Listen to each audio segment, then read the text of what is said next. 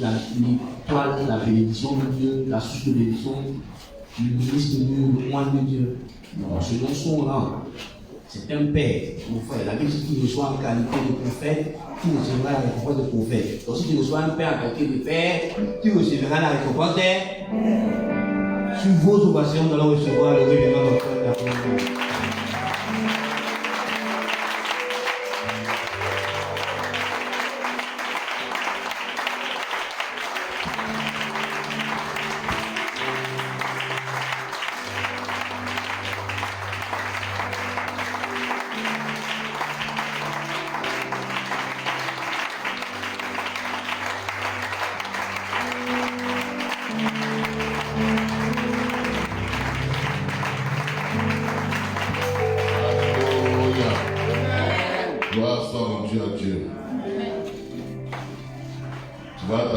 De ton voisin et me rendre un service. À défaut de toucher tout le monde, et tu vas dire, j'honore la foi de Christ qui est en toi. J'honore la foi de Christ qui est en toi.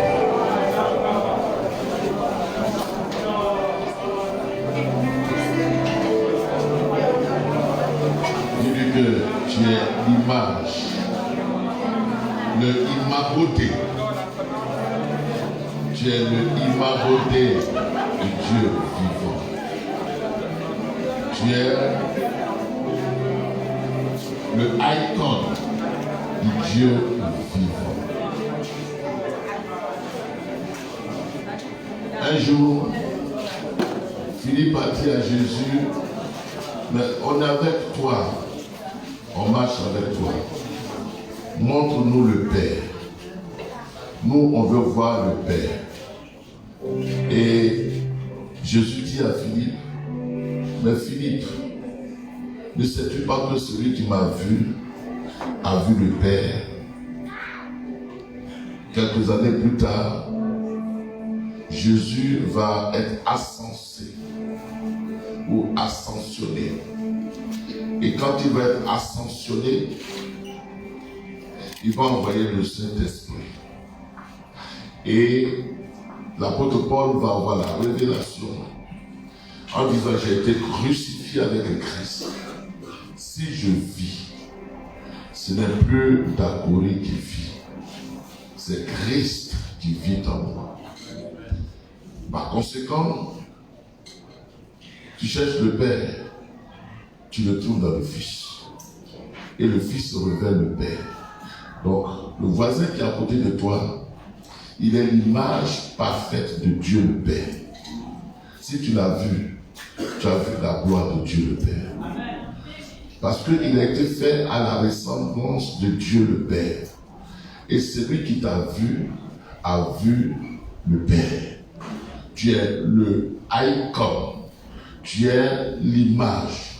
Tu es la représentation visible du Père.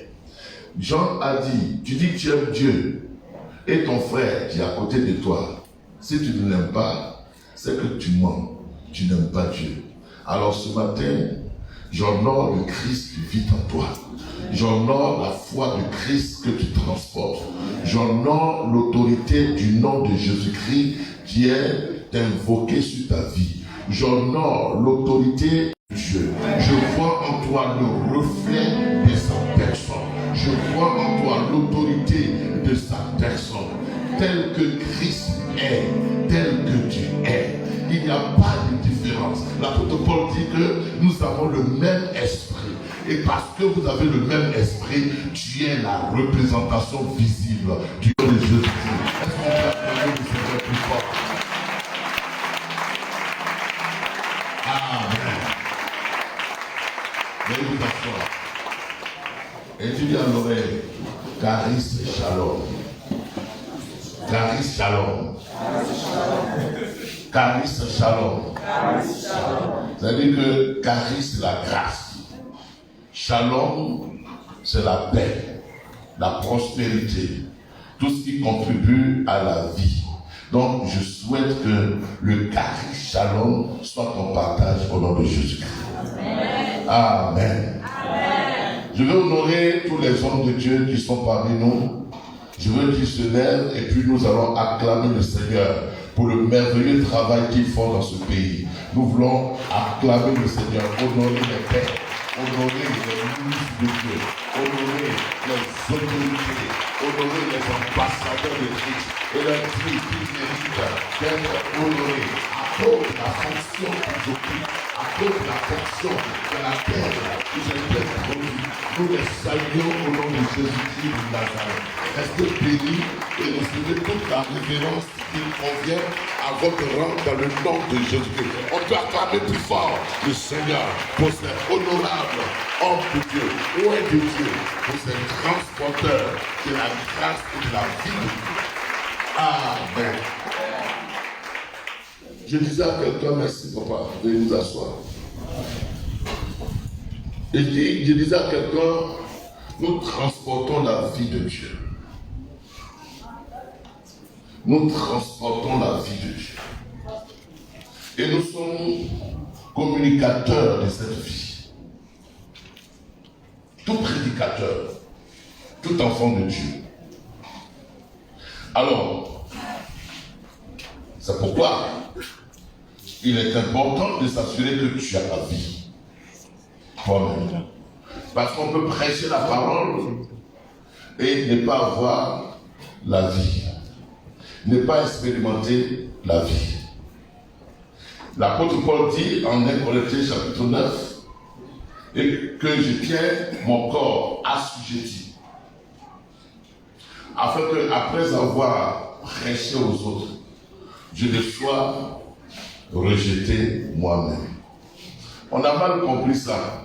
On a pensé que l'apôtre Paul dit qu'il tient son corps assujetti pour ne pas qu'il rate le ciel. Ça n'a rien à voir. Il tient son corps assujetti pour ne pas que ce qu'il prêche, que ceux qui l'écoutent expérimentent, pour ne pas que lui, il rate aussi l'expérience de la véracité de la parole de Dieu, l'expérience de la bénédiction de la parole de Dieu, l'expérience de la vie que la parole de Dieu communique. Et je prie ce matin que nous qui sommes prédicateurs, nous ayons la certitude que nous avons expérimenté la vie de Dieu, la vie sauvée de Dieu. Nous l'avons expérimenté, qu'on a expérimenté, qu'on peut répandre. La Bible dit que nul ne peut recevoir que ce qui lui a été donné du ciel. Et c'est ce qui nous a été donné du ciel que nous pouvons répandre. Alléluia. Et donc, merci au Seigneur pour ce deuxième jour de programme. C'est vrai qu'on est un peu fatigué, je sors d'une convention. Dimanche, j'ai fini, on a une autre convention, donc ça prend un peu de coup, mais la grâce de Dieu nous fortifie. Alléluia. J'ai réfléchi toute la soirée au sujet du thème, le mystère du Christ révélé. Le mystère du Christ révélé. On ne s'est pas arrêté au mystère de Christ, mais ce mystère a été révélé, a été dévoilé, a été Apocalypse. Apocalypse, c'est ôter le voile. Et donc, quand le voile est ôté, il n'est plus mystère. Il est maintenant une révélation qu'il faut partager, dont il faut rendre témoignage. Vous vous souvenez, l'apôtre Pierre, quand Jésus lui a posé la question à Césarée, qui dites-vous que je suis? Il dit, tu es le Fils du Dieu vivant. Il dit, ce n'est pas la chair et le sang qui t'ont révélé cela. Et la révélation va faire l'objet de l'expérience que tu fais avec Christ. La révélation va t'aider à pouvoir sceller une vie de communion avec le Seigneur. La révélation, c'est le voile qui est ôté, c'est l'Apocalypse 6. L'Apocalypse 6, ça veut dire l'ouverture du voile, enlever le voile, permettre que tu ne sois plus, tu ne marches plus dans l'obscurité, permettre que tu découvres la vérité, tu rencontres la vérité. Au fait, ce n'est pas parce que tu la rencontres qu'elle est vérité. La vérité existe avant même que tu n'existes. Mais tu fais l'expérience de la découvrir maintenant. La vérité te concernant est vérité il y a 2000 ans. Ce n'est pas parce que tu rencontres Christ qu'il est Seigneur. Il était Seigneur depuis sa résurrection. Il est Seigneur. Ce n'est pas que tu le reçois, accepte Jésus comme ton Seigneur personnel. Non, il est Seigneur. Que tu le veuilles ou non, il est Seigneur. Parce qu'il est le Kurios. Le Kurios, c'est le propriétaire de l'univers. C'est par lui et pour lui que l'univers a été créé. Donc, quand tu découvres la vérité, cette vérité, elle devient la vérité expérimentée. Une vérité qui est découverte, une vérité qui est maintenant à ta disposition.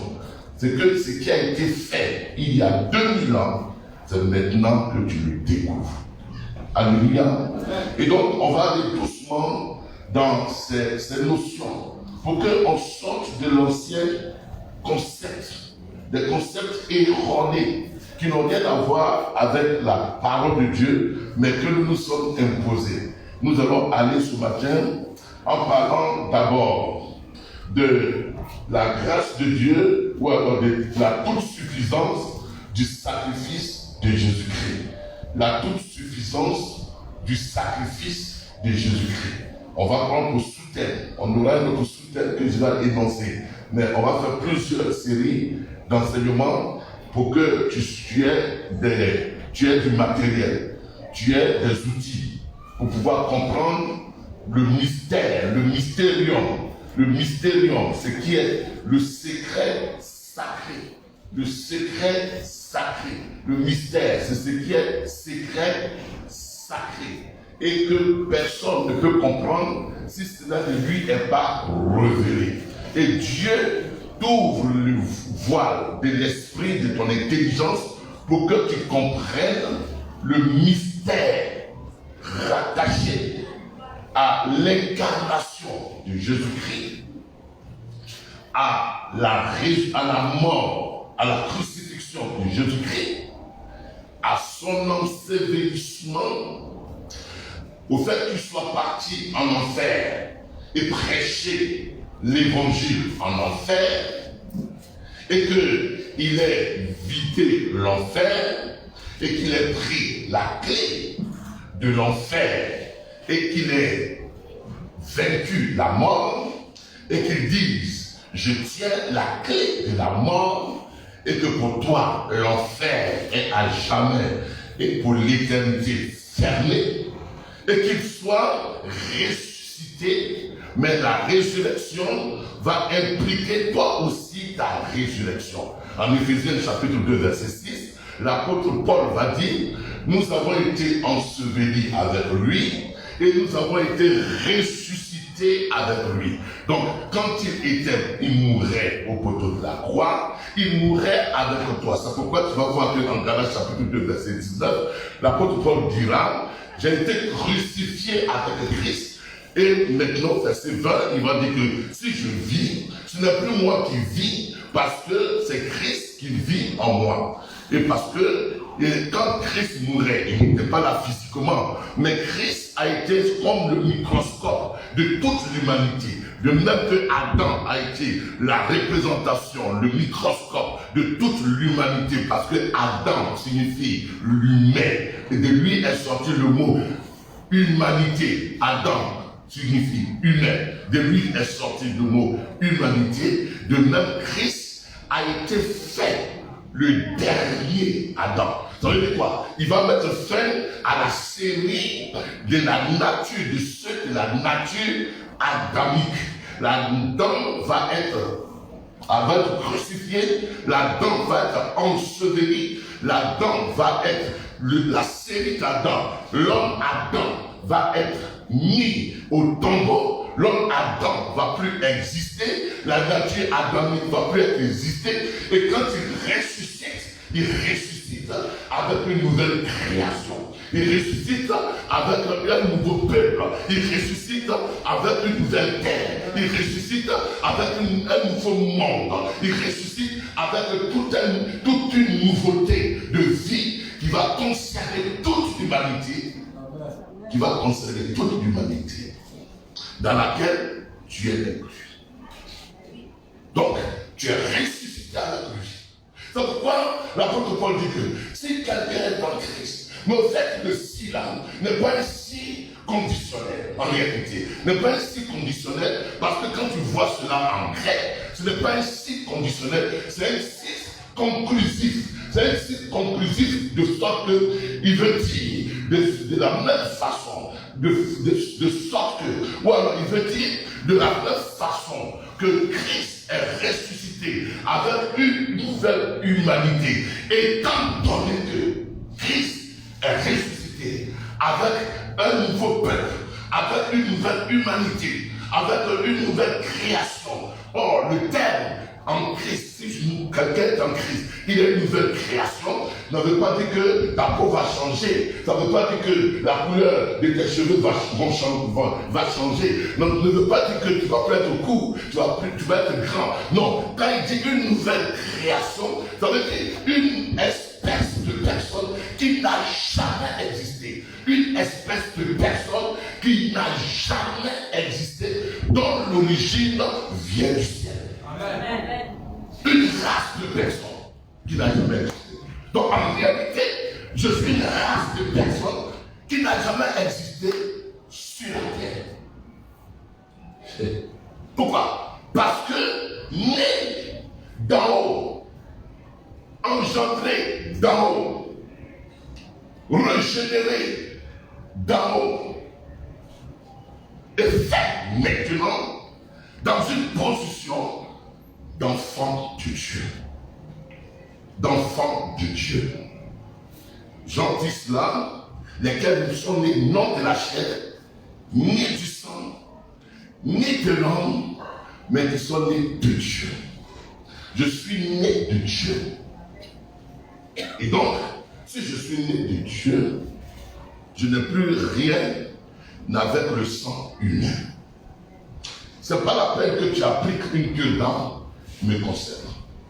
Ce n'est pas la peine que tu me dises que je tiens encore en moi les liens héréditaires, parce que je n'ai plus rien avec le sang. Je n'ai plus rien avec la chair. Je n'ai plus rien de cela. Et donc, l'objet de la prédication que je suis en train de donner, c'est pour que tu puisses prendre conscience, en réalité, de qui tu es, de ton identité. Parce que quand tu prendras conscience de ton identité, tu marcheras dans cette identité, dans cette position.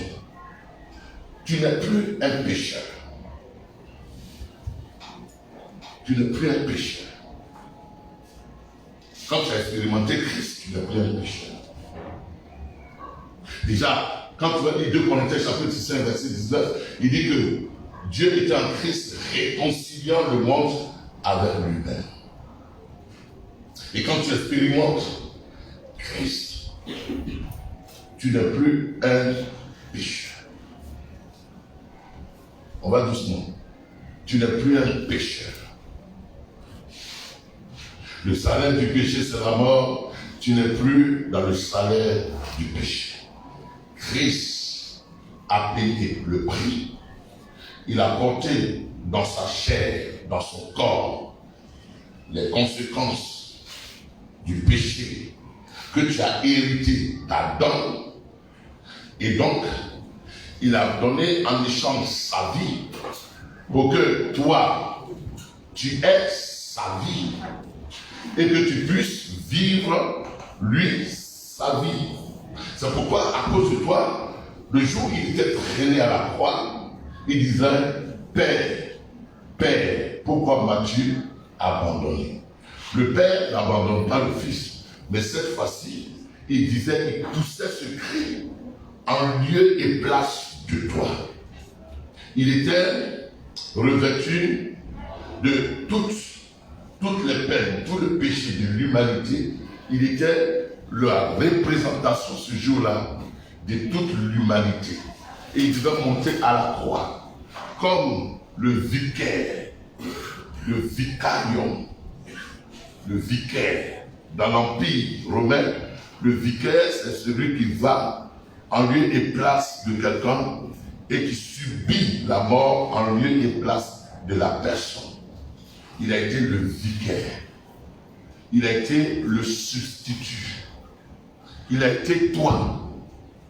Et donc, cet échange-là, ayant été bien accompli, à la croix, elle va dire, tétélestai.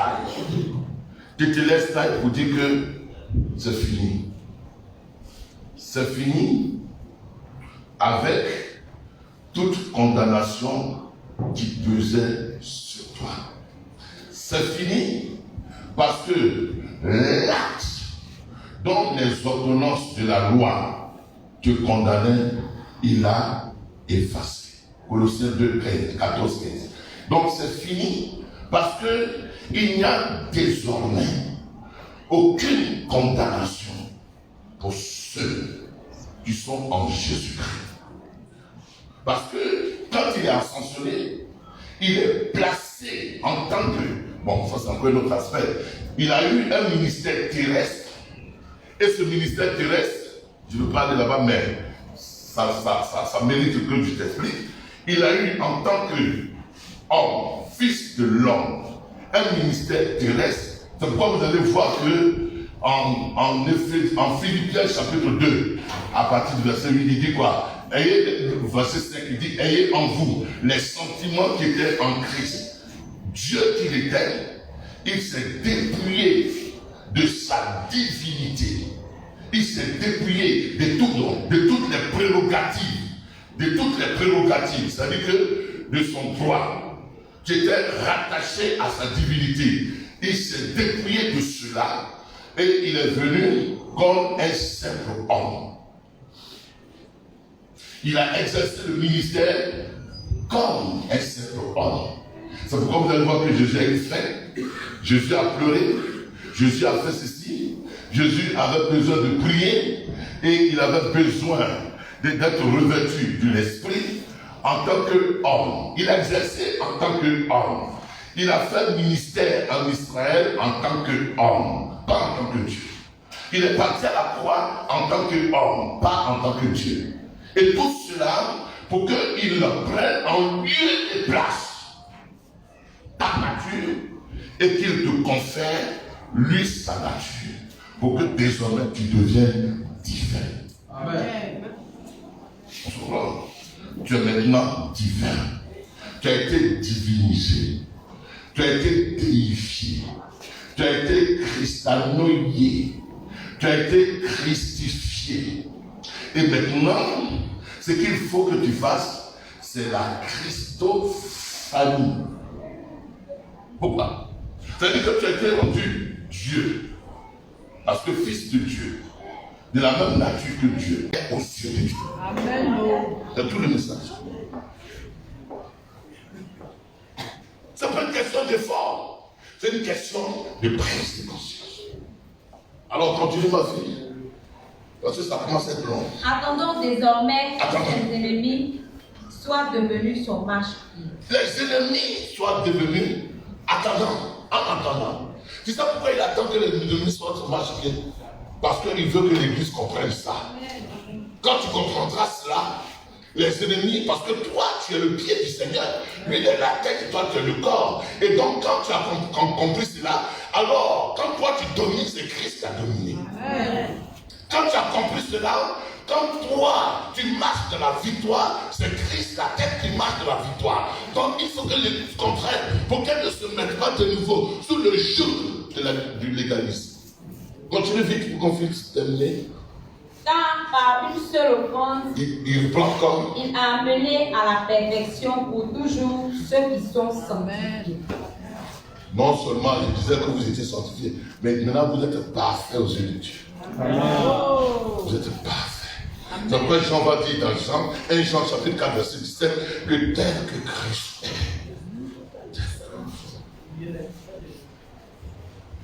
Tu es Christ. Tu es Christ. Quand tu vas à la maison, marche comme Christ. Tu n'es pas un disciple. Tu es un fils de Dieu. Le disciple, il veut faire comme le maître. Mais le fils, il est, c'est une position acquise. Tu es un fils de Dieu. Tu es fils de Dieu. Tu ne marches plus dans les traces de Christ, mais tu marches comme Christ. Donc, tenez ma fille. C'est ce que le Saint-Esprit nous atteste aussi. Oh, ça, ils n'ont pas compris. Ils n'ont pas compris. Si tu n'as pas compris Romains chapitre 10, c'est pas la peine. C'est ce que le Saint-Esprit nous atteste. Donc, c'est ce que je suis en train de dire. Quand tu as compris cela, chaque jour, le Saint-Esprit va te dire, mais attends, d'abord, tu es saint.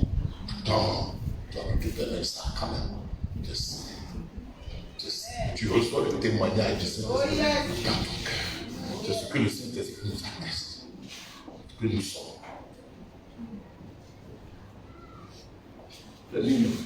Car après avoir dit, voici l'alliance que je ferai avec eux. Après ces jours-là, dit le Seigneur, je mettrai mes lois dans leur cœur. C'est différent. Et je l'inscrirai dans leur esprit. Donc, les dons changent. Au lieu de donner les tables de loi pour que tu puisses lire, la loi est extérieure à toi, mais la loi va être intériorisée. Ça veut dire quoi? La nature de Dieu va être inscrite dans ton cœur, dans ton esprit. C'est deux choses différentes. Tu ne feras pas ceci. Tu dis ça. Et par peur, tu ne veux pas faire. Et il y a quelque chose en toi qui veut que tu fasses. Or, tu ne feras pas ceci. Quand c'est imprimé dans ta nature, tu obéis libéralement. Tu obéis sans contrainte. Et où que tu sois, tu obéis. Où que tu sois, tu obéis. Que tu sois seul, tu obéis. J'ai donné ce témoignage en France. Il y a deux jeunes qui sont allés voler. Ils sont allés braquer une banque. Et quand ils sont allés braquer la banque, la police est arrivée. Donc ils ont fui. Ils ont failli être pris, mais ils ont fui. Et puis, quelques temps plus tard, il y a un d'entre eux qui s'est converti. Et il travaillait. Et dans le bureau de son patron, il voit que le patron, ce week-end-là, vendredi soir, il a oublié de fermer le coffre-fort de la caisse, de la fortune de l'entreprise. L'argent est resté comme ça. Et puis, il arrive. Il voit l'argent. Wow. Seigneur, regarde-moi. Il ne touche pas. Mais avant, là, quand il n'était pas encore chrétien, il savait qu'il ne faut pas voler. Les gens savent. Tout le monde sait qu'il ne faut pas voler. Qui de nous sait pas? Tu vas chez Diallo derrière, il sait qu'il ne faut pas voler. Tout le monde, même tu vas chez nos politiciens, ils savent qu'il ne faut pas voler. Est-ce que tout le monde respecte ça? Parce que la loi est extérieure à eux. Mais Dieu dit, maintenant, la loi, je vais l'inscrire dans leur cœur. Ça va faire partie de leur nature. Ça va faire partie de leur sainteté. Et la divinité va être inscrite en eux pour de sorte qu'ils soient capables d'obéir à la parole de Dieu, à la pensée de Dieu, sans qu'ils ne soient sous contrôle d'aucun homme. Amen. Et le plan de Dieu, c'est que tu parviennes à cette stature. Une stature où tu n'es contrôlé par personne et tu fais ce qui est bien.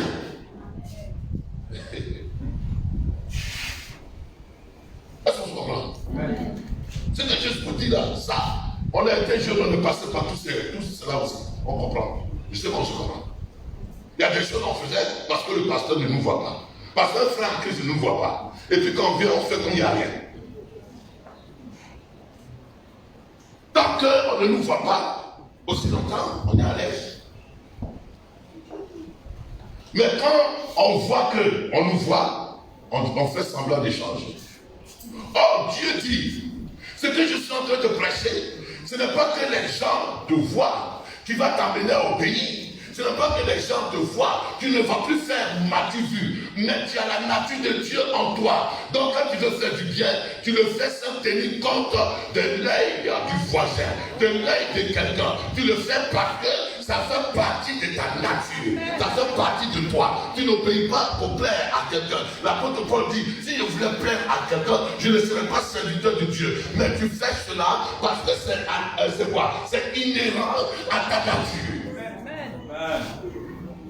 Je vais vous donner un exemple pour qu'on soit clair. En France, là-bas, le blanc, quand il vient, il y a le tourniquet. C'est-à-dire que c'est un petit truc, tu mets ta carte, et puis ça ouvre la porte, et puis tu passes. Donc lui, quand il n'a pas son ticket, il fait tout pour aller acheter le ticket. Mais nous, on regarde. Nous petits noirs là-bas, on regarde. Il n'y a personne. Et puis on saute. Or, le blanc, quand il vient, c'est dans sa conscience que je ne dois pas sauter. Je vois, si je n'ai pas mon ticket, il repart, il achète son ticket, et puis il revient. Mais nous, on regarde s'il n'y a pas de policier, et puis on saute. Donc notre vie est conditionnée par l'œil d'autrui. Or, Dieu dit que ta vie chrétienne ne soit plus conditionnée par l'œil d'autrui. C'est-à-dire que tu peux rester avec la sœur, vous pouvez rester même dans la maison, mais tu sais que la nature de Dieu étant en toi, tu ne vas plus faire ce que tu veux. Quoi que vous soyez à deux. Parce que la crainte de Dieu s'est assise dans ton cœur. Or, quand tu marches en considération d'eux, tu vas voir que ta vie chrétienne, elle va être une vie hypocrite. C'est pourquoi tous ceux qui sont dans le légalisme sont des hypocrites.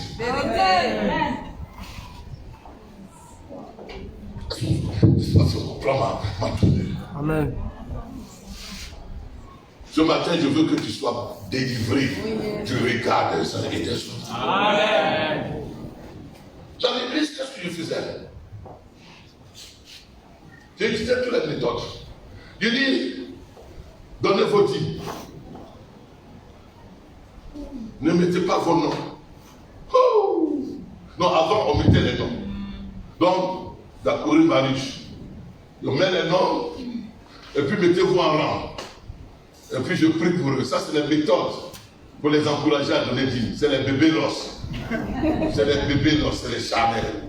Donc il veut que le pasteur le voie payant la dîme. Après, Dieu me parle. Il dit, mais ce que tu fais là, il donne la dîme par rapport à toi ou bien par rapport à Dieu. Il faut qu'il soit libre de donner la dîme. Il faut qu'il soit libre de faire ce qu'il veut. S'il veut, il n'a qu'à donner. Dans une église, Adé, tu la connais. C'est l'éternel. Ça, c'est en verre. Vous connaissez verre? Verre, c'est en vitre. Et puis, le trou là. C'est-à-dire que si tu donnes 100 francs, ça compte dedans. Donc, il met ça devant tout le monde. Pourquoi? Pour que les gens donnent, quand ils voient vitre là, ils puissent donner, il est obligé de donner un billet. Ça, c'est la religion. Parce que Dieu, il donne, il aime celui qui donne avec joie et sans contrainte. Nous sommes rendus par notre légalisme, nous sommes rendus des gens religieux.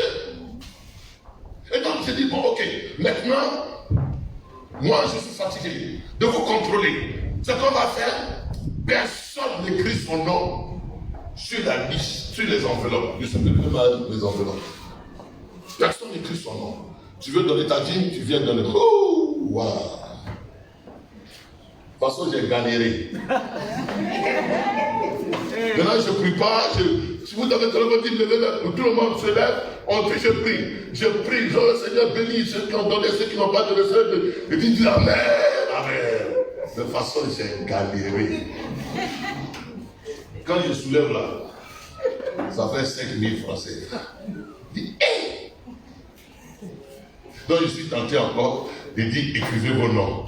Trésorier dit, monsieur pasteur, toi tu sais qu'ils ne sont pas encore mûrs. C'est comme ça, on peut les savoir. Ils m'ont qu'à écrire leur nom. Il dit, bon, écrivez vos noms. Ceux qui ne donnaient pas, ils donnent. Après, il dit non, ça c'est la loi. J'ai trop compris la parole de Dieu. N'écrivez pas vos noms. Si vous ne voulez pas donner, ne donnez pas. Mais ce n'est pas moi que vous donnez. Même moi-même, je donne ma vie. Maintenant, ils ont compris. Ils donnent. On a fait un culte à cette chose qu'on appelle CDC avec le pasteur Signé. On a été choqués.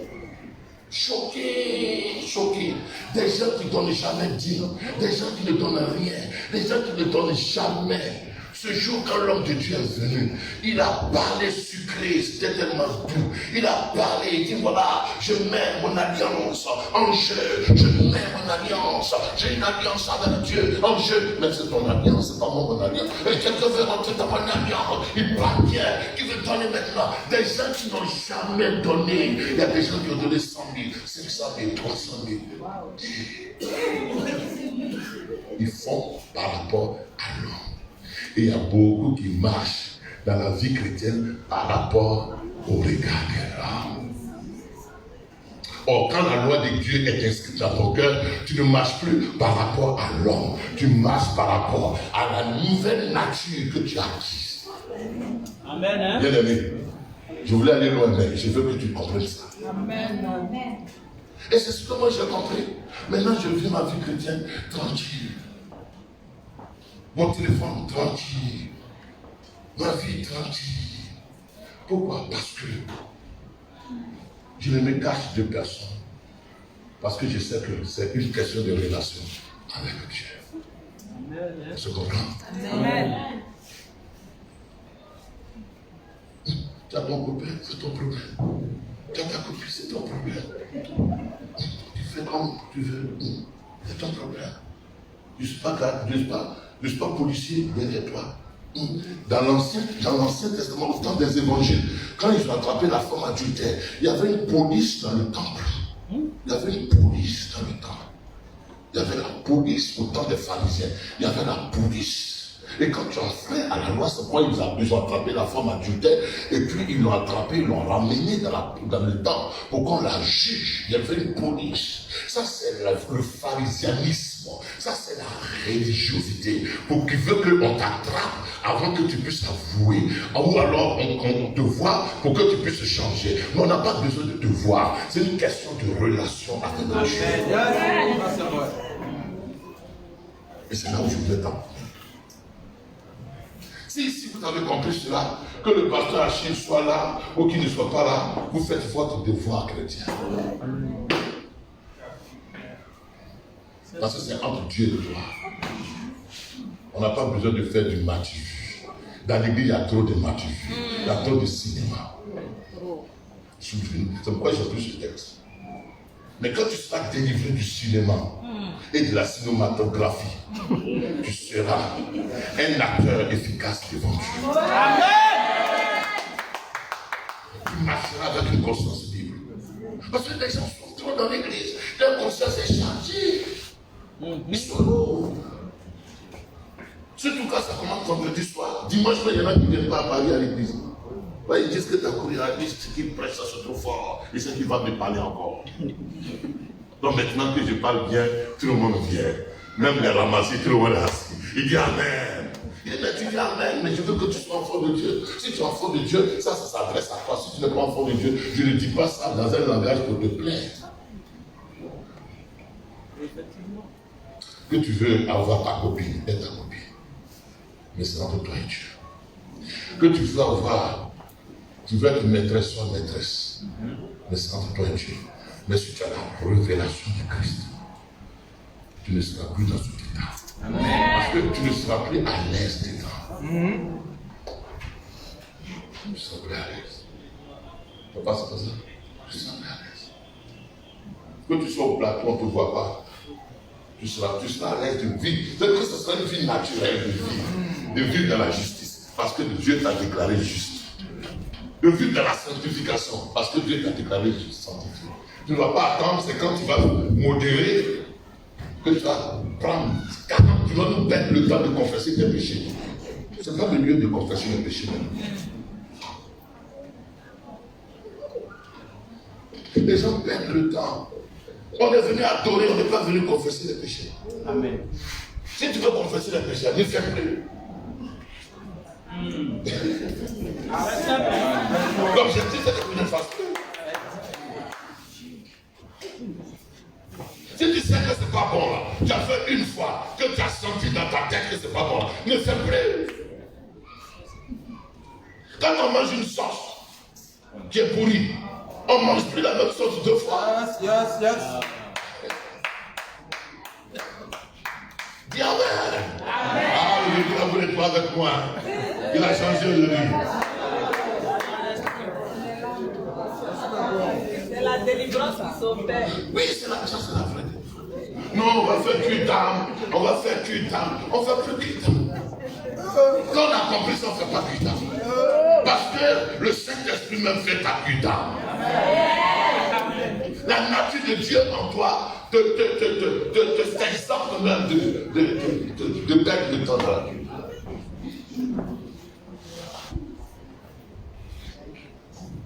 C'est comme j'étais avec le frère Kwasi.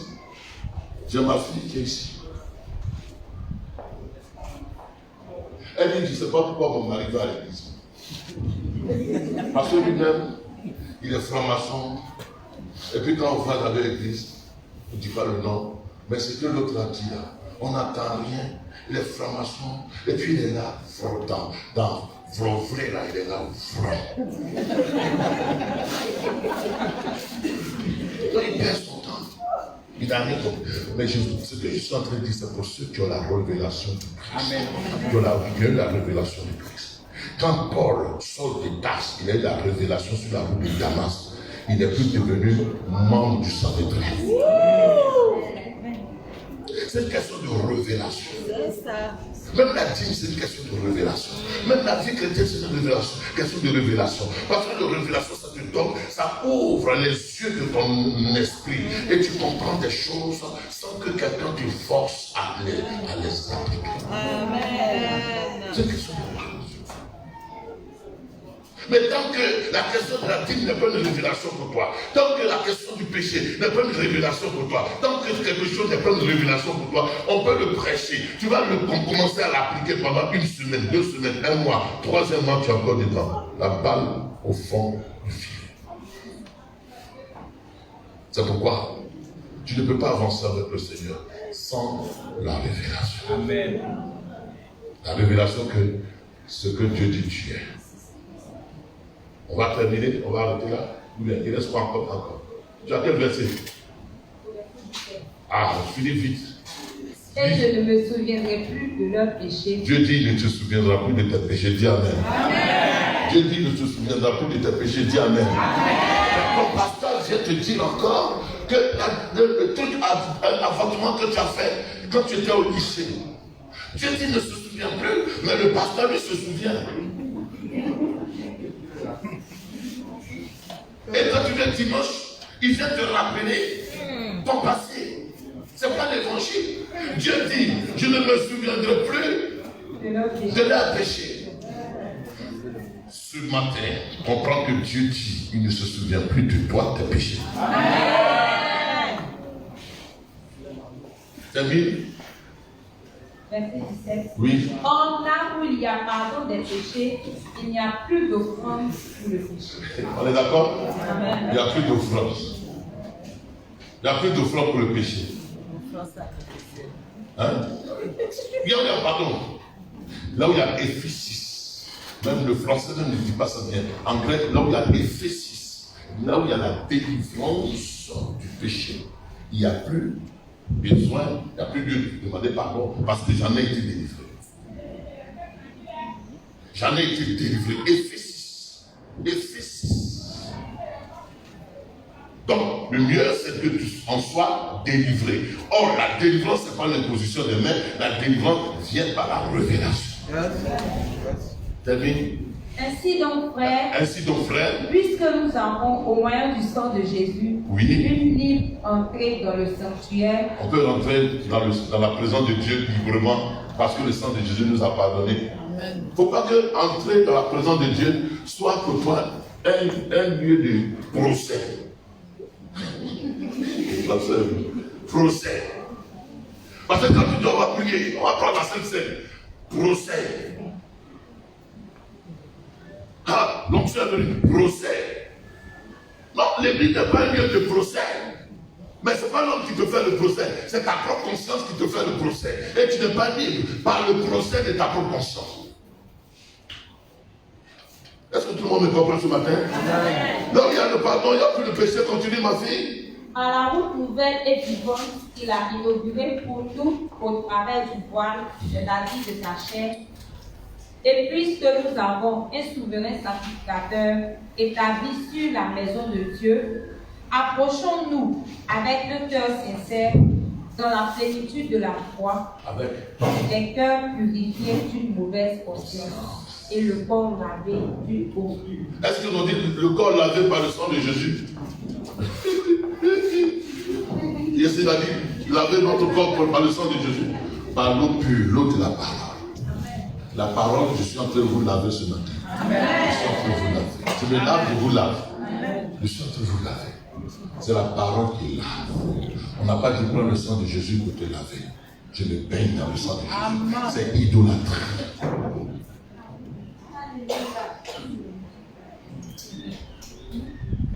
Et il dit quoi? Approchons-nous de Dieu avec un cœur sincère, avec une conscience pure. Une conscience pure, ça veut dire quoi? Une conscience éclairée que Christ nous a parlé. Ma fille, si c'est fini, on va arrêter. Oui, on va arrêter. Il reste pas encore. Retenons fermement la profession de notre espérance, car celui qui a fait la promesse est fidèle. Dis Amen. On va acclamer le Seigneur.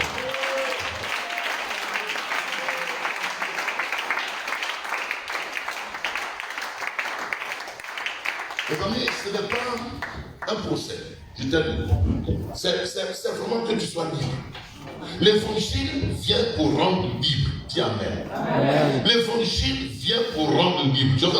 J'aurais souhaité, si on avait apprêté cela, on allait manger un peu et puis continuer notre thème que j'appelle la révélation des fils de Dieu. Amen. Wow. C'est-à-dire que c'est une saison où la création attend que les fils de Dieu soient révélés. Mais il est l'heure. On va voir ça demain. C'est la saison où on veut voir les fils de Dieu. Amen. La Bible dit que quand Christ, votre Colossiens 3:3, quand Christ, quand Christ, votre fille, quand Christ, oui. Quand vous êtes mort et votre vie est cachée au Christ. Vous êtes mort, je suis mort au monde, je suis mort au rudiment de ce monde, et ma vie est cachée avec Christ en Dieu. On ne peut pas m'atteindre. Si on veut m'atteindre, il faut qu'on pèse la couverture Christ. On ne peut pas m'atteindre. L'enfant qui est dans le ventre de sa mère, quand il pleut, il n'est pas mouillé. Sa vie est cachée avec sa mère.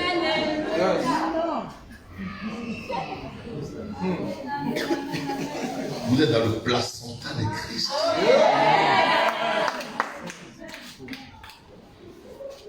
Oh, pour percer Christ, c'est difficile. Votre vie est cachée avec Christ en Dieu. Et donc, au verset 3, quand Christ, votre vie paraîtra, quand Christ, votre vie paraîtra, vous paraîtrez aussi avec lui dans sa gloire. Et les théologiens ont dit que quand Christ va venir, on va aller avec lui dans la gloire. Ça n'a rien à voir. Christ est là. Il est en toi.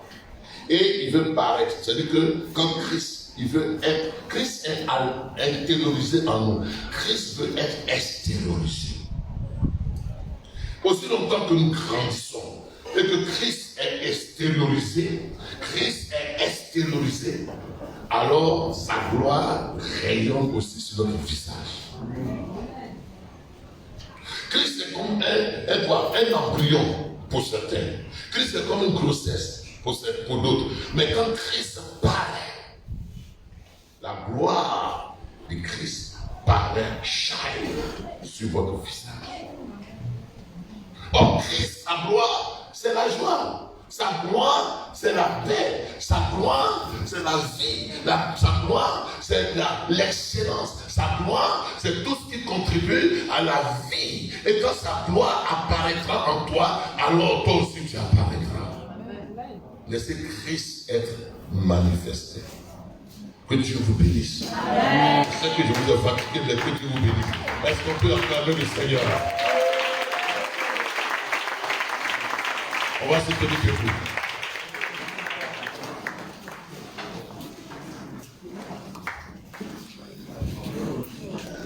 Les amis, ne dis pas que non, si j'ai raté mon BPC, on m'a dit ça dans la convention que j'ai fini, que j'ai fait.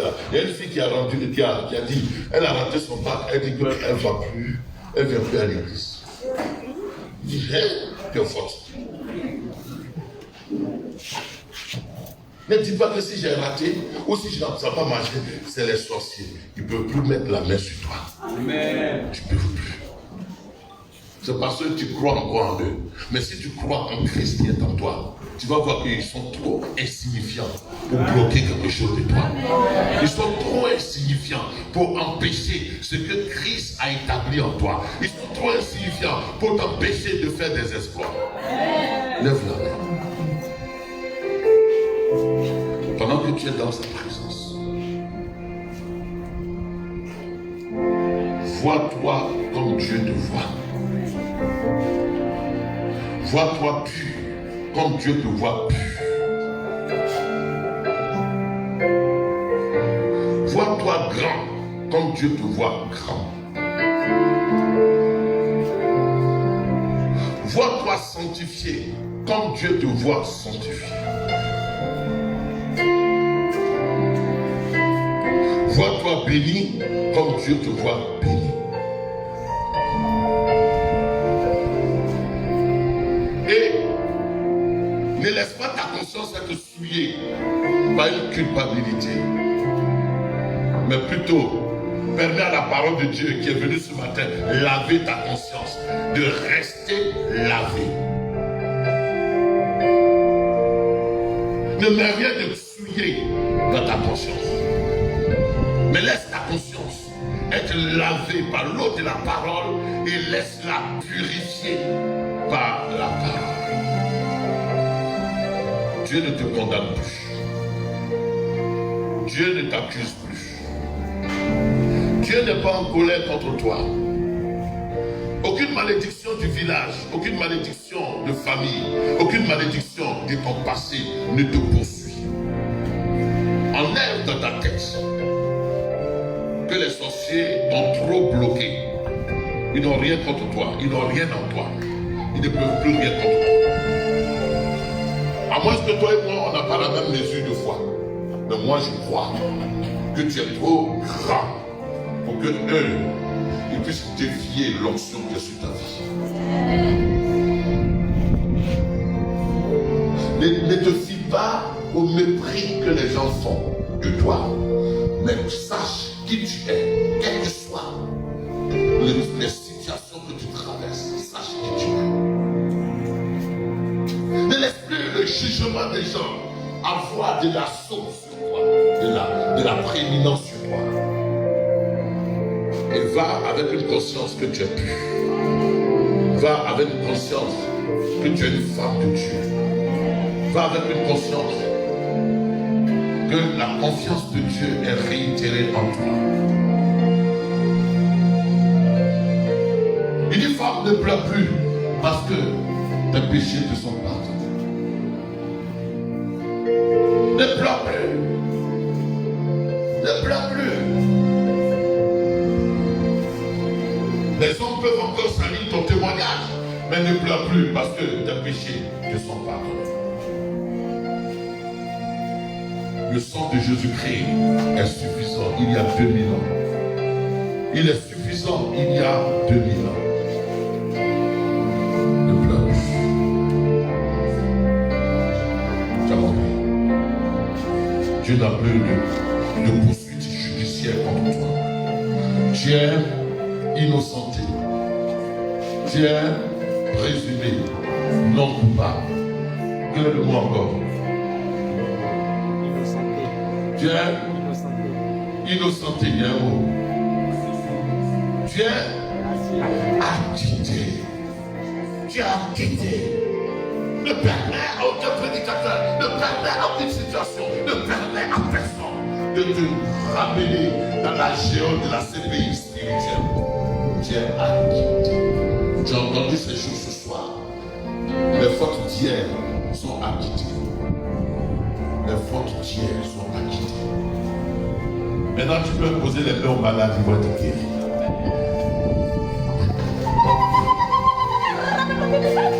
Maintenant, tu peux prophétiser avec une conscience libre et la prophétie va atteindre le but. Maintenant, tu peux dire aux yeux de Dieu. Amen. C'est tout le message. Ce n'est pas une question d'effort, c'est une question de prise de conscience. Alors, continue ma fille, parce que ça commence à être long. Attendons désormais que les ennemis soient devenus son marche-pied. Les ennemis soient devenus en attendant. Tu sais pourquoi il attend que les ennemis soient son marche-pied? Parce qu'il veut que l'Église comprenne ça. Quand tu comprendras cela, les ennemis, parce que toi, tu es le pied du Seigneur, lui, il est la tête et toi, tu es le corps. Et donc, quand tu as compris cela, alors, quand toi, tu domines, c'est Christ qui a dominé. Quand tu as compris cela, quand toi, tu marches dans la victoire, c'est Christ, la tête qui marche dans la victoire. Donc, il faut que l'Église comprenne pour qu'elle ne se mette pas de nouveau sous le joug du légalisme. Continue vite pour qu'on puisse terminer. Car par une seule offrande, Il reprend comme. il a amené à la perfection pour toujours ceux qui sont sanctifiés. Non seulement il disait que vous étiez sanctifiés, mais maintenant vous êtes parfaits aux yeux de Dieu. Amen. Vous êtes parfaits. C'est pourquoi Jean va dire dans Jean, 1 Jean chapitre 4, verset 17, que tel que Christ est.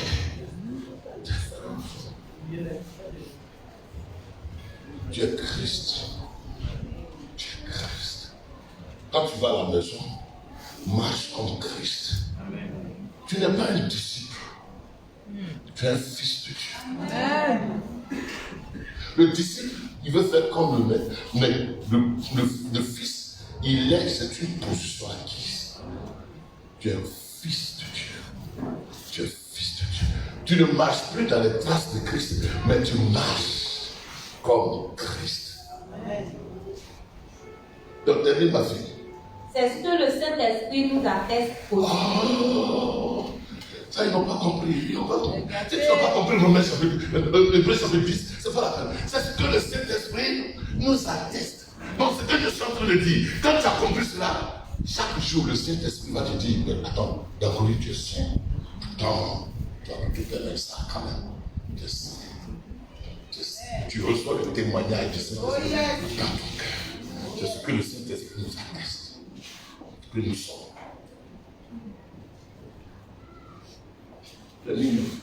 Car après avoir dit, voici l'alliance que je ferai avec eux. Après ces jours-là, dit le Seigneur, je mettrai mes lois dans leur cœur. C'est différent. Et je l'inscrirai dans leur esprit. Donc, les dons changent. Au lieu de donner les tables de loi pour que tu puisses lire, la loi est extérieure à toi, mais la loi va être intériorisée. Ça veut dire quoi? La nature de Dieu va être inscrite dans ton cœur, dans ton esprit. C'est deux choses différentes. Tu ne feras pas ceci. Tu lis ça. Et par peur, tu ne veux pas faire. Et il y a quelque chose en toi qui veut que tu fasses. Or, tu ne feras pas ceci. Quand c'est imprimé dans ta nature, tu obéis libéralement. Tu obéis sans contrainte. Et où que tu sois, tu obéis. Où que tu sois, tu obéis. Que tu sois seul, tu obéis. J'ai donné ce témoignage en France. Il y a deux jeunes qui sont allés voler. Ils sont allés braquer une banque. Et quand ils sont allés braquer la banque, la police est arrivée. Donc ils ont fui. Ils ont failli être pris, mais ils ont fui.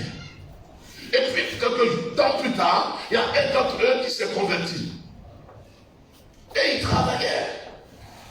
Et dans le bureau de son patron, il voit que le patron, ce week-end-là, vendredi soir, il a oublié de fermer le coffre-fort de la caisse, de la fortune de l'entreprise. L'argent est resté comme ça. Et puis, il arrive. Il voit l'argent. Wow. Seigneur, garde-moi. Il ne touche pas. Mais avant, là, quand il n'était pas encore chrétien, il savait qu'il ne faut pas voler. Les gens savent. Tout le monde sait qu'il ne faut pas voler. Qui de nous sait pas? Tu vas chez Diallo derrière, il sait qu'il ne faut pas voler. Tout le monde, même tu vas chez nos politiciens, ils savent qu'il ne faut pas voler. Est-ce que tout le monde respecte ça? Parce que la loi est extérieure à eux. Mais Dieu dit, maintenant, la loi, je vais l'inscrire dans leur cœur. Ça va faire partie de leur nature. Ça va faire partie de leur sainteté. Et la divinité va être inscrite en eux pour de sorte qu'ils soient capables d'obéir à la parole de Dieu, à la pensée de Dieu, sans qu'ils ne soient sous contrôle d'aucun homme. Amen. Et le plan de Dieu, c'est que tu parviennes à cette stature. Une stature où tu n'es contrôlé par personne et tu fais ce qui est bien.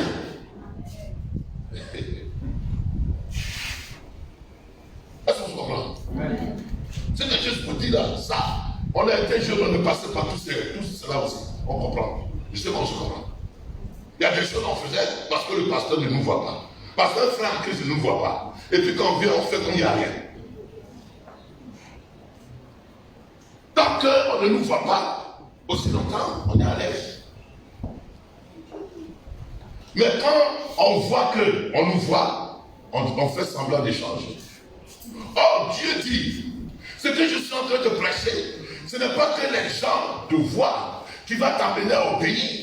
Ce n'est pas que les gens te voient, tu ne vas plus faire matu-vu, mais tu as la nature de Dieu en toi. Donc quand tu veux faire du bien, tu le fais sans tenir compte de l'œil du voisin, de l'œil de quelqu'un. Tu le fais parce que ça fait partie de ta nature, ça fait partie de toi. Tu n'obéis pas pour plaire à quelqu'un. L'apôtre Paul dit, si je voulais plaire à quelqu'un, je ne serais pas serviteur de Dieu. Mais tu fais cela parce que c'est quoi? C'est inhérent à ta nature. Je vous donne un exemple pour qu'on soit clair. En France, là-bas, le blanc, quand il vient, il y a le tourniquet. C'est-à-dire que c'est un petit truc, tu mets ta carte, et puis ça ouvre la porte, et puis tu passes. Donc lui, quand il n'a pas son ticket, il fait tout pour aller acheter le ticket. Mais nous, on regarde. Nous petits noirs là-bas, on regarde. Il n'y a personne. Et puis on saute. Or, le blanc, quand il vient, c'est dans sa conscience que je ne dois pas sauter. Je vois, si je n'ai pas mon ticket, il repart, il achète son ticket, et puis il revient. Mais nous, on regarde s'il n'y a pas de policier, et puis on saute. Donc notre vie est conditionnée par l'œil d'autrui. Or, Dieu dit que ta vie chrétienne ne soit plus conditionnée par l'œil d'autrui. C'est-à-dire que tu peux rester avec la sœur, vous pouvez rester même dans la maison, mais tu sais que la nature de Dieu étant en toi, tu ne vas plus faire ce que tu veux. Quoi que vous soyez à deux. Parce que la crainte de Dieu s'est assise dans ton cœur. Or, quand tu marches en considération d'eux, tu vas voir que ta vie chrétienne, elle va être une vie hypocrite. C'est pourquoi tous ceux qui sont dans le légalisme sont des hypocrites. Je comprends ma tournée. Amen. Ce matin, je veux que tu sois délivré du regard des uns et des autres. Amen. Dans l'église, qu'est-ce que je faisais? J'utilisais toutes les méthodes. Je dis, donnez vos dîmes. Ne mettez pas vos noms. Oh. Non, avant, on mettait les noms. Donc, Dakori Mariche. On met les noms, et puis mettez-vous en rang. Et puis je prie pour eux. Ça, c'est les méthodes pour les encourager à donner dîmes. C'est les bébés losses. C'est les bébés losses, c'est les charnels. Donc il veut que le pasteur le voie payant la dîme.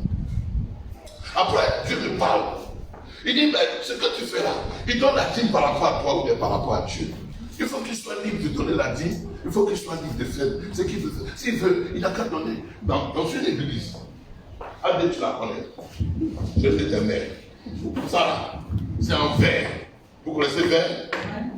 Verre, c'est en vitre. Et puis, le trou là. C'est-à-dire que si tu donnes 100 francs, ça tombe dedans.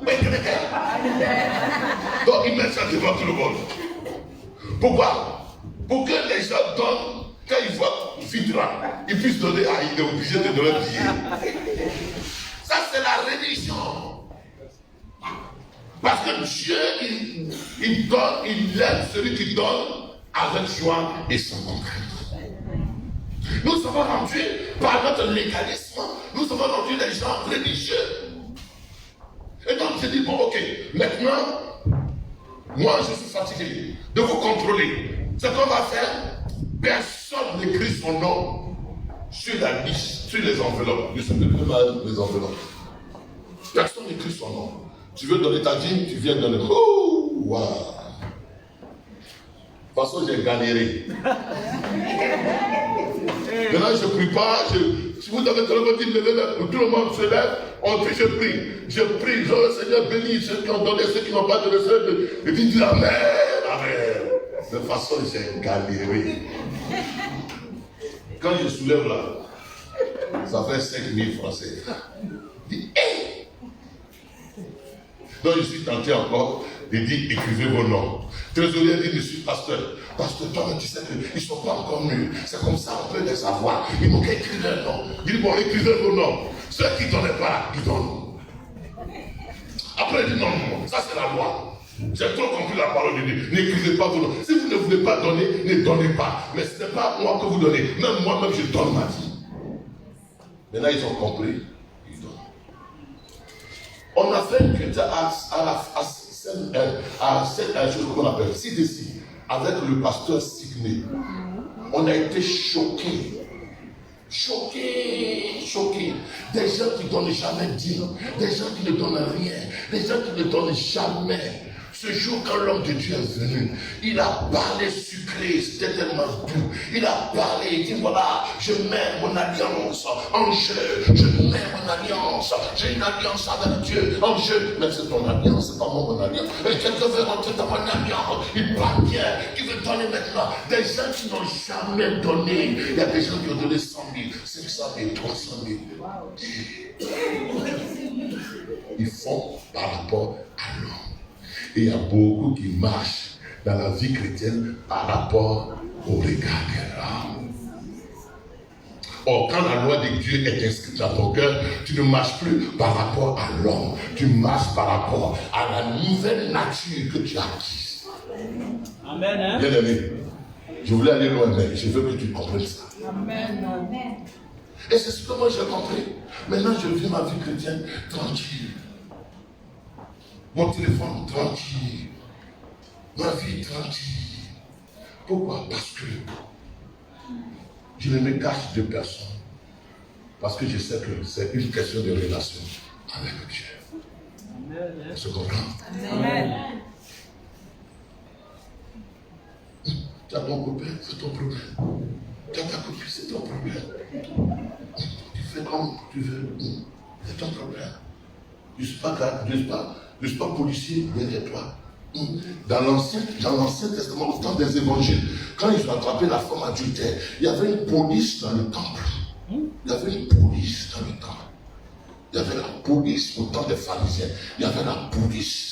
Et quand tu as fait à la loi, c'est pourquoi ils ont attrapé la femme adultère, et puis ils l'ont attrapée, ils l'ont ramenée dans le temple pour qu'on la juge. Il y avait une police. Ça, c'est le pharisianisme. Ça, c'est la religiosité. Pour qu'il veut qu'on t'attrape avant que tu puisses avouer. Ou alors, on te voit pour que tu puisses changer. Mais on n'a pas besoin de te voir. C'est une question de relation avec Dieu.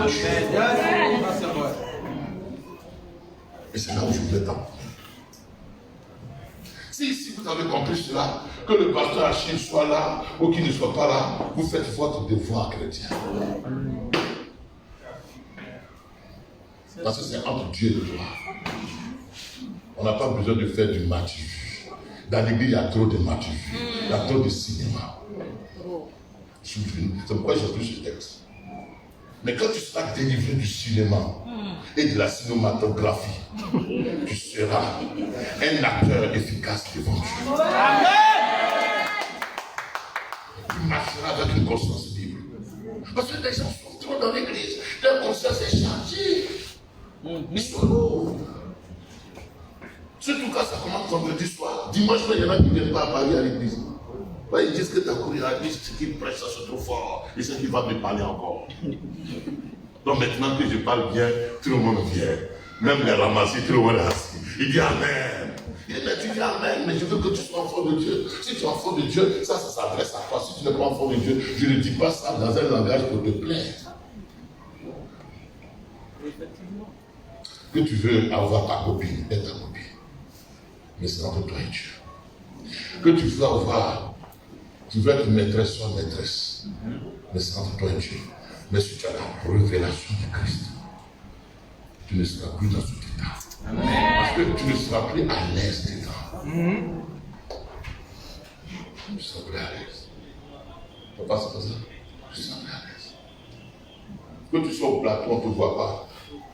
Tu seras à l'aise de vivre. C'est-à-dire que ce sera une vie naturelle de vivre dans la justice. Parce que Dieu t'a déclaré juste. De vivre dans la sanctification. Parce que Dieu t'a déclaré juste sanctifié. Tu ne vas pas attendre, c'est quand tu vas modérer que tu vas prendre. Tu vas nous perdre le temps de confesser tes péchés. Ce n'est pas le lieu de confesser les péchés. Les gens perdent le temps. On est venu adorer, on n'est pas venu confesser les péchés. Amen. Si tu veux confesser les péchés, ne fais plus.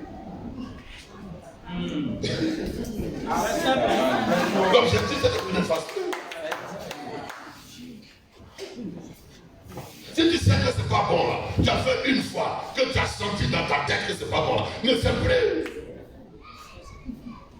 Quand on mange une sauce qui est pourrie, on ne mange plus la même sauce deux fois. Yes.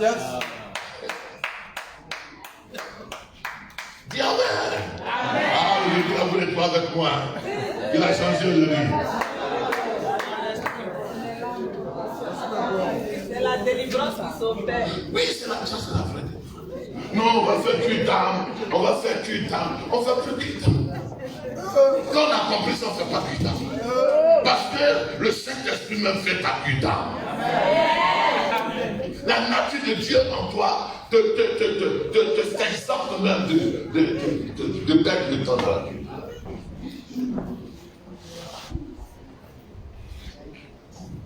C'est comme j'étais avec le frère Kwasi. J'ai ma fille qui est ici. Elle dit, je ne sais pas pourquoi mon mari va à l'église. Parce que lui-même, il est franc-maçon. Et puis quand on va dans l'église, on ne dit pas le nom, mais c'est que l'autre a dit là. On n'entend rien. Il est franc-maçon. Et puis il est là, dans vrai là, il est là, vrai. Il perd son temps. Il n'a rien compris. Mais ce que je suis en train de dire, c'est pour ceux qui ont la révélation du Christ. Amen. Qui ont la révélation du Christ. Quand Paul sort de Tarse, il a eu la révélation sur la route de Damas. Il n'est plus devenu membre du Sanhédrin. C'est une question de révélation. C'est ça. Même la dîme, c'est une question de révélation. Même la vie chrétienne, c'est une question de révélation. Parce que la révélation, ça te donne, ça ouvre les yeux de ton esprit. Et tu comprends des choses sans que quelqu'un te force à les appliquer. Amen. C'est une question de révélation. Mais tant que la question de la dîme n'est pas une révélation pour toi, tant que la question du péché n'est pas une révélation pour toi, tant que quelque chose n'est pas une révélation pour toi, on peut le prêcher. Tu vas commencer à l'appliquer pendant 1 semaine, 2 semaines, 1 mois, 3e mois, tu es encore dedans. La balle au fond du fil. C'est pourquoi tu ne peux pas avancer avec le Seigneur sans la révélation. Amen. La révélation que ce que Dieu dit tu es. On va terminer, on va arrêter là. Il reste quoi encore? Tu as quel verset? Ah, finis vite. Et je ne me souviendrai plus de leurs péchés. Dieu dit, il ne te souviendra plus de tes péchés. Dis Amen. Amen. Dieu dit, il ne te souviendra plus de tes péchés. Dis Amen. Mais ton pasteur vient te dire encore que que le truc avortement que tu as fait quand tu étais au lycée. Dieu dit ne se souvient plus, mais le pasteur lui se souvient. Et quand tu viens dimanche, il vient te rappeler ton passé. Ce n'est pas l'évangile. Dieu dit, je ne me souviendrai plus de leur péché. Ce matin, comprends que Dieu dit, il ne se souvient plus de toi, tes péchés. T'as vu? Verset 17. Oui. Or, là où il y a pardon des péchés, il n'y a plus d'offrande pour le péché. On est d'accord? Amen. Il n'y a plus d'offrande. Il n'y a plus d'offrande pour le péché. Hein? Il y a pardon. Là où il y a Éphésis, même le français ne dit pas ça bien. En grec, là où il y a Éphésis, là où il y a la délivrance du péché, il n'y a plus besoin, il n'y a plus de demander pardon parce que j'en ai été délivré. J'en ai été délivré. Éphésis. Donc, le mieux, c'est que tu en sois délivré. Or, la délivrance, ce n'est pas l'imposition des mains. La délivrance vient par la révélation. Termine. Ainsi donc, frères, puisque nous avons, au moyen du sang de Jésus, une libre entrée dans le sanctuaire. On peut rentrer dans la présence de Dieu librement parce que le sang de Jésus nous a pardonné. Il ne faut pas que entrer dans la présence de Dieu soit pour toi un lieu de procès. Procès. Parce que quand tu dis on va prier, on va prendre la Sainte Seine. Procès. Ah, donc tu es venu. Procès. Non, l'église n'est pas un lieu de procès. Mais ce n'est pas l'homme qui te fait le procès, c'est ta propre conscience qui te fait le procès. Et tu n'es pas libre par le procès de ta propre conscience. Est-ce que tout le monde me comprend ce matin? Donc il y a le pardon, il n'y a plus de péché. Continue ma fille. À la route nouvelle et vivante qu'il a inaugurée pour nous au travers du voile de la vie de sa chair. Et puisque nous avons un souverain sacrificateur établi sur la maison de Dieu, approchons-nous avec le cœur sincère dans la plénitude de la foi, avec les cœurs purifiés d'une mauvaise conscience et le corps lavé du haut. Est-ce que nous dit le corps lavé par le sang de Jésus? Jésus a dit laver notre corps par le sang de Jésus, par l'eau pure, l'eau de la parole. La parole, je suis en train de vous laver ce matin. Je suis en train de vous laver. Je me lave, je vous lave. Je suis en train de vous laver. C'est la parole qui lave. On n'a pas dit prendre le sang de Jésus pour te laver. Je me baigne dans le sang de Jésus. C'est idolâtrie.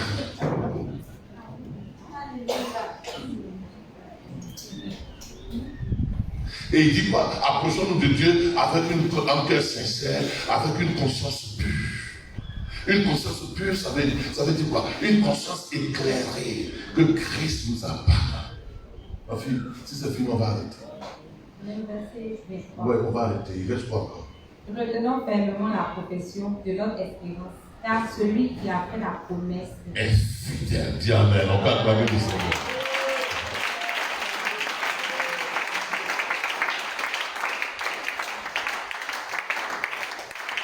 Les amis, ce n'est pas un procès. Je t'aime. C'est vraiment que tu sois libre. L'évangile vient pour rendre libre. Dis amen. L'évangile vient pour rendre libre. J'aurais souhaité, si on avait apprêté cela, on allait manger un peu et puis continuer notre thème que j'appelle la révélation des fils de Dieu. Amen. Wow. C'est-à-dire que c'est une saison où la création attend que les fils de Dieu soient révélés. Mais il est l'heure. On va voir ça demain. C'est la saison où on veut voir les fils de Dieu. Amen.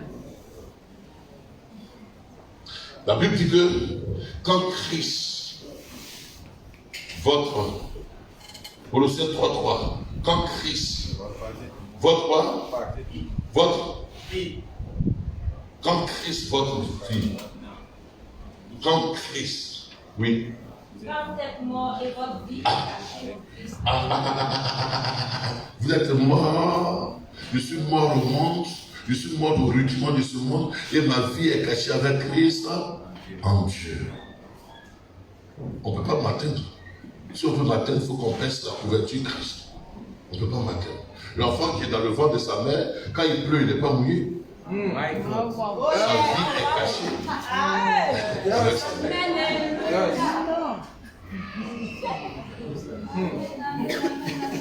Vous êtes dans le placenta de Christ.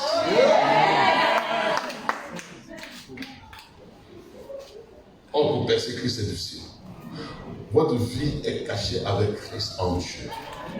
Et donc, au verset 3, Quand Christ, votre vie quand paraîtra, Christ, votre vie paraîtra, vous paraîtrez aussi avec lui dans sa gloire. Et les théologiens ont dit que quand Christ va venir, on va aller avec lui dans la gloire. Ça n'a rien à voir. Christ est là. Il est en toi. Et il veut paraître. C'est-à-dire que quand Christ, il veut être, Christ est intériorisé en nous. Christ veut être extériorisé. Aussi longtemps que nous grandissons et que Christ est extériorisé, alors sa gloire rayonne aussi sur notre visage. Christ est comme un embryon pour certains. Christ est comme une grossesse pour d'autres. Mais quand Christ paraît, la gloire de Christ paraît shine sur votre visage. Or, Christ, sa gloire, c'est la joie. Sa gloire, c'est la paix. Sa gloire, c'est la vie. Sa gloire, c'est l'excellence. Sa gloire, c'est tout ce qui contribue à la vie. Et quand sa gloire apparaîtra en toi, alors toi aussi tu apparaîtras. Laissez Christ être manifesté. Que Dieu vous bénisse. Je sais que je vous ai fatigué, mais que Dieu vous bénisse. Est-ce qu'on peut acclamer le Seigneur? On va se tenir debout.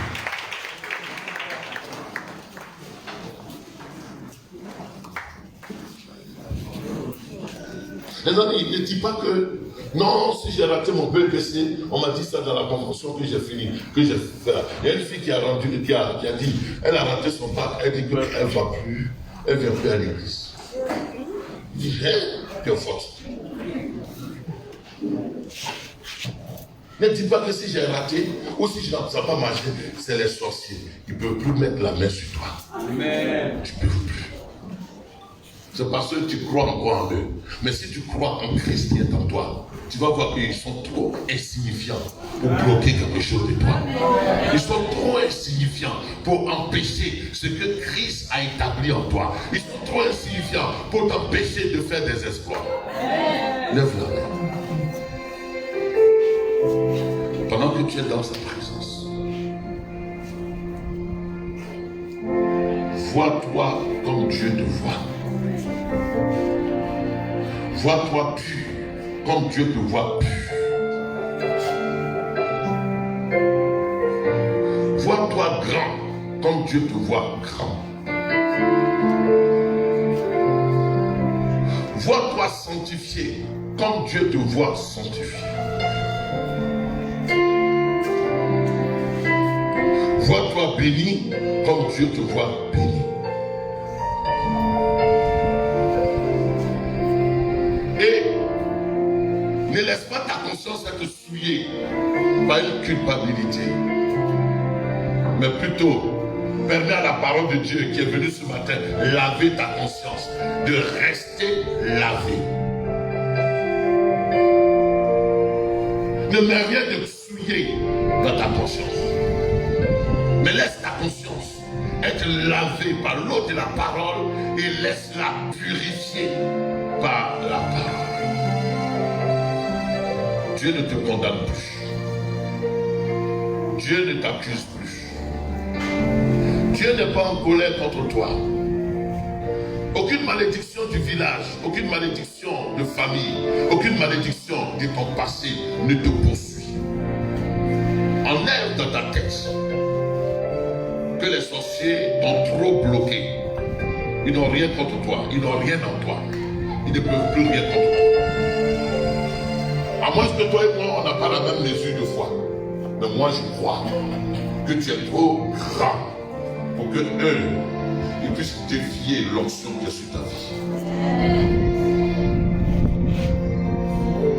Ne te fie pas au mépris que les gens font de toi. Mais sache qui tu es, quelles que soient les situations que tu traverses, sache qui tu es. Ne laisse plus le jugement des gens avoir de l'assaut sur toi, de la prééminence sur toi. Et va avec une conscience que tu es pure.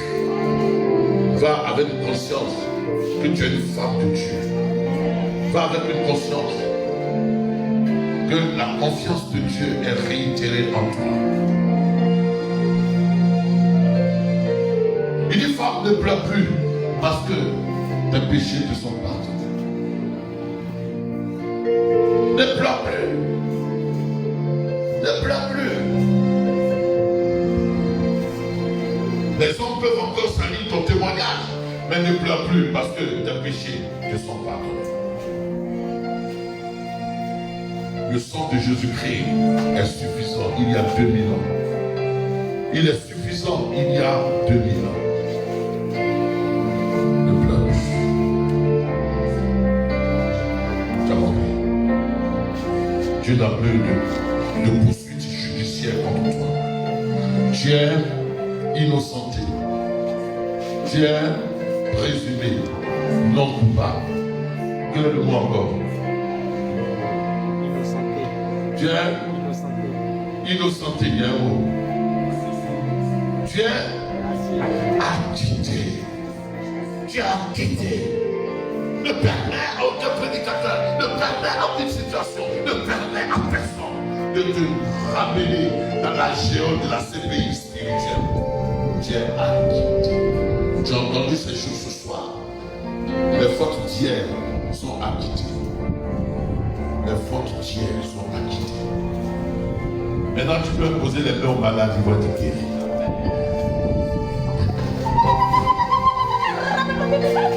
Maintenant, tu peux prophétiser avec une conscience libre et la prophétie va atteindre le but.